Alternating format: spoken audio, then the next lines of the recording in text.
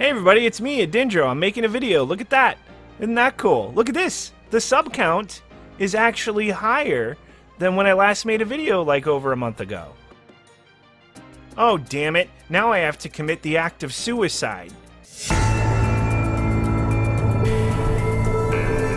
Has this happened to you? Did you start a YouTube channel expecting instant riches by making the same generic SJW response videos everybody else was making, only to not get the respect and admiration that you deserve? Has your channel stagnated just because you rarely get around to uploading? Have the YouTube friends you've made over the years significantly surpassed your sub count even though they make infinitely worse content than you do and are pieces of shit?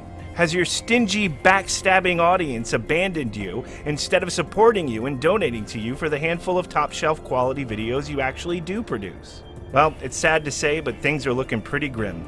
The whole world has betrayed you for no good reason, and nothing is your fault, but it looks like this is one of those cases where suicide actually is the answer. But wait, you fucking disaster, you've still got a long and pointless life ahead of you. Listen, take the gun out of your mouth for just a second. Put the razor down. Seriously, you should reconsider strangling your wife and children to death before hanging yourself. That's overkill, even for me.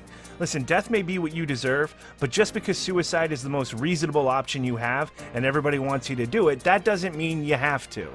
What you can do instead is visit betterhelp.com/Adindro, where licensed therapists are waiting on the internet to maybe help you if they feel like it. I had a wonderful experience with my therapist, and even though she consistently reminded me that this wasn't a sexting service and expressed that nobody could help me, I gotta say the hot banter really gave me the release I needed. It cleared my depression right up and helped me shake off my suicidal, homicidal, genocidal, matricidal, patricidal, regicidal, and incestuous tendencies. So, no more threatening to quit YouTube because editing is hard, no more false flagging Sir6 channel just because his sub count is higher than mine, and no more disingenuous Tumblr apologies for my various sins. I am a new man. BetterHelp.com/Adindro. I get money if you do this. Okay, it's been fun. Bye!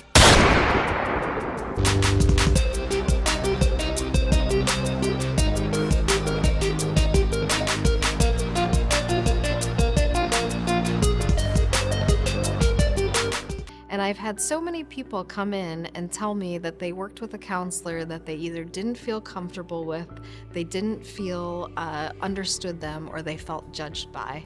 And if this is your experience, please don't hesitate to go find someone else. Yeah, that's great advice, Sonia. I guess I better. I suddenly have this deeply depressing feeling that I can't do anything right. But while I'm here, I guess I may as well make some content before Red Dead Redemption 2 comes out. Ubisoft gets it.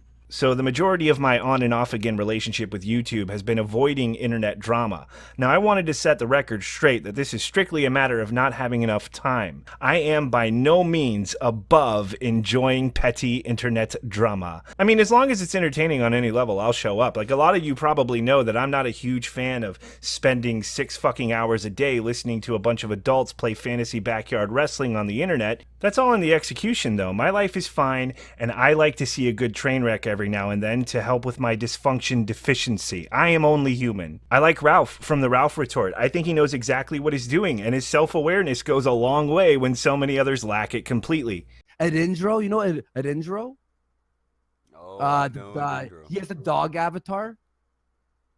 Like the I don't really keep track of Twitter people, so I don't know. If All these random animal avatars. How do you not keep up with them, Billy? Come on. That was a clip of a cartoon zombie named after a child's toy taking a pop shot at a still image of a pipe-smoking dog, just in case you were confused. Anyway, Ralph has got a tabloid-style internet drama show on his hands. He's good at setting up decent popcorn trash, understands there's a limited shelf life to it, and is just enjoying the ride. I respect that. Drama shows like this are what they are, man. They're just supposed to be stupid, fun, and fucking funny. But every now and then they find themselves being actually useful. Exposing Mundane Matt was a beautiful internet moment. Now wait a minute, Matt!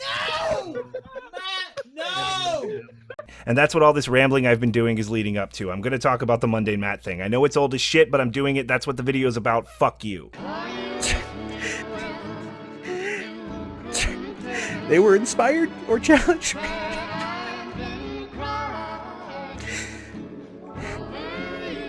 Okay, so to sum it up as quickly as possible, flagging bad, Matt flag, Matt bad. To sum it up more coherently, but still really quick, a bunch of people made videos and streams talking shit about Mundane Matt, and this content was flagged pretty consistently. People put 2 and 2 together and accused Matt of false flagging. Matt ended up on Ralph's stream, lied to them for like an hour until he was pressured to reveal his report history, which he clearly didn't know was a thing, and once it went up, this.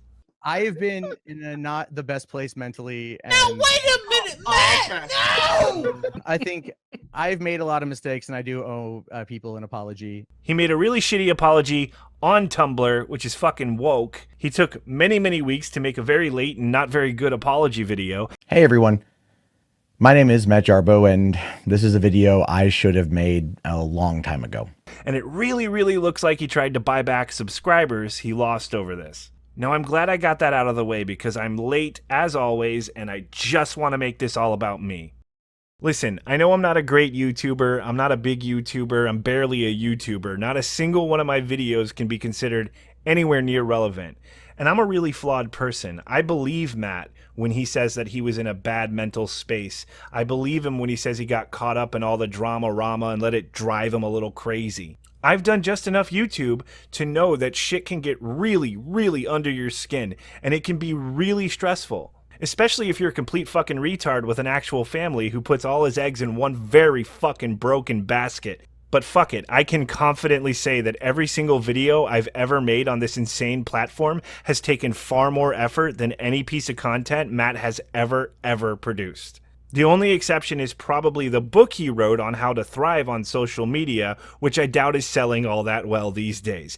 And it takes a hell of a fucking ego to write that when all you do is ramble agnostically about the accomplishments of other fucking people. I mean, there's nothing wrong with having a pop culture news show where your content is only as good as the headline, but self-awareness goes a fuck of a long way, like I said before.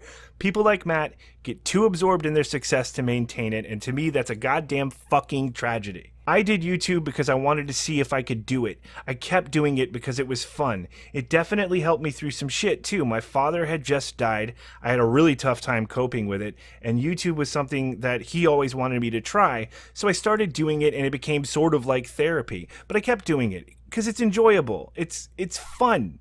But if I ever seem like I'm afraid of any amount of success on YouTube, it's because I fucking am. People like Mundane Matt, who get themselves into these situations and sabotage themselves so fucking badly out of greed and fucking hubris.